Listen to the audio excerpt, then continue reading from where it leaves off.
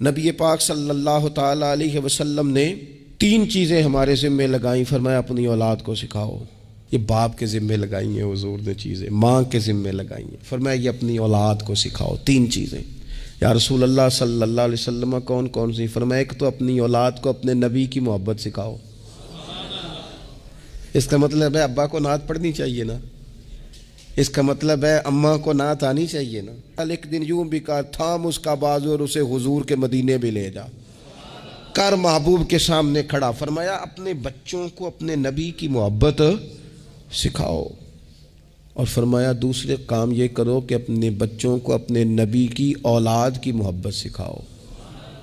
سکھائی حضرت عمر نے جناب عبداللہ کو، عبداللہ ابن عمر کو محبت، تو پھر انہوں نے محبت کی۔